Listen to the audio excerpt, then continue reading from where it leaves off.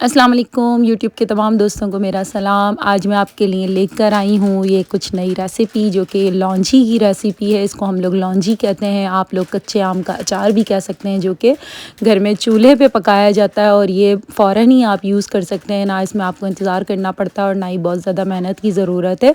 सिर्फ हमारे पास कच्ची कैरियाँ होनी चाहिए, जो कि अभी सीज़न भी है तो ईज़िली मिल जाएंगी ये कैरियाँ। तो इसको मैंने देखें ले लिया था, ये तकरीबन आधा किलो से ज़्यादा मेरे पास ये कैरियाँ थी, कच्चे आम थे, जिसको मैंने इस तरह से बीच में से कट कर लिया था और इसके जो बीज थे यानी गुठलियाँ थी उसको रिमूव कर लिया था। आप इसको इसी तरह इस तरह मोटा मोटा ही काटिएगा, बीच में से 2 कट कर लेना है। इसको बहुत ज़्यादा बारीक नहीं काटना, क्योंकि ये पकने में फिर गल जाएंगी तो वो फिर उसमें मज़ा नहीं आएगा। तो आप ये इसका साइज़ देख लें, सारे आपको इस साइज़ की कैरियाँ कट कर लेनी है।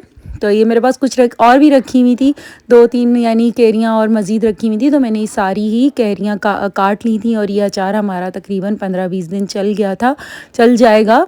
तो आप ये देख लें कि इसके मसाले और कौन से मैंने लिए थे। इसके अंदर मैंने 2 टेबल स्पून मैंने इसके अंदर कलौंजी के लिए थे, 2 टेबल स्पून सौंफ थी और इसके अंदर मैंने 1 टेबल स्पून मेथी दाना के हैं, 2 से ढाई टेबल स्पून साबुत धनिया है और 2 टेबल स्पून इसमें ज़ीरे के थे।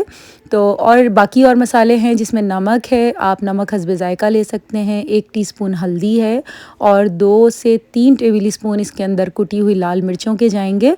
लहसुन के जवे हैं, जो कि 8 से 10 लहसुन के जवे हैं और 1 स्मॉल साइज़ की प्याज है। इसको मैंने पीस लिया था, ब्लेंडर में डाल के पीस लेंगे तो इससे और अच्छा सा मसाला बन जाएगा। ये इसके अज्जा थे जो कि आप नोट कर लें। अच्छा, फिर आपने क्या करना है कि सिर्फ़ कलौंजी को आपने हटा देना है और बाकी आपने सारे मसाले मोटे मोटे ब्लेंडर में डाल के पीस लेने हैं। इनको बहुत ज़्यादा पीसना नहीं है, पाउडर नहीं बनाना, सिर्फ आपने मोटे मोटे पीस लेने हैं। कलौंजी आप हटा दें, बाकी के सारे मसाले आप ब्लेंडर में डाल के पीस लें।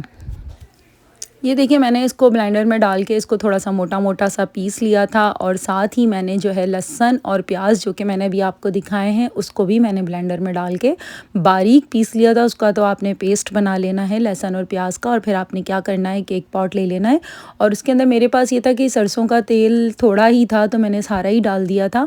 आप चाहें तो इसको सरसों के तेल में भी बना सकते हैं, यानी मस्टर्ड ऑयल में, और चाहें तो आप नॉर्मली जो कुकिंग ऑयल होता है उसमें भी बना सकते हैं। तो मैंने इसके अंदर जो थोड़ा सा सरसों का तेल मेरे पास रखा था वो डाल दिया था और बाकी मैंने इसके अंदर कुकिंग ऑयल डाल दिया था। ऑयल इतना डालना है कि आपकी ये जो कैरियाँ यानी कच्चे आम है और सारा मसाला ऑयल के अंदर डिप रहे। इसको ये यानी कि ऑयल इसके अंदर थोड़ा सा सही सा डालना है।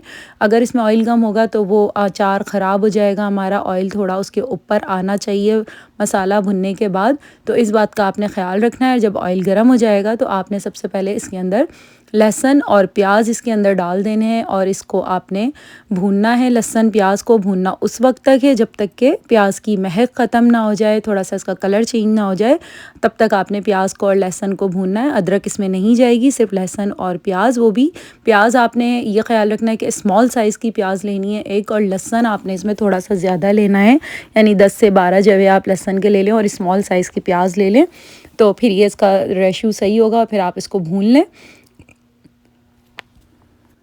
प्याज देखें भुन गई है, थोड़ा सा इसका कलर चेंज हो गया है। अब हमने इसके अंदर क्या करने हैं कि हमने सारे मसाले जो पीसे थे वो हमने इसके अंदर ऐड कर देने हैं और फिर इन मसालों के साथ हमने थोड़ा इस प्याज को भूनना है, पकाना है। सारे आप मसाले प्याज के अंदर ऐड कर दें, मिर्चें, नमक, हल्दी और जो भी आपको अभी मैंने स्पाइसेस बताए हैं, कलौंजी वगैरह, जो भी सारा मसाला था वो आप इसके अंदर ऐड कर दें और फिर इसको तकरीबन 5 से 7 मिनट आप इसको भूनेंगे ताकि मसाले और प्याज वगैरह सारा मसाला अच्छी तरह से इसके अंदर मिक्स हो जाए।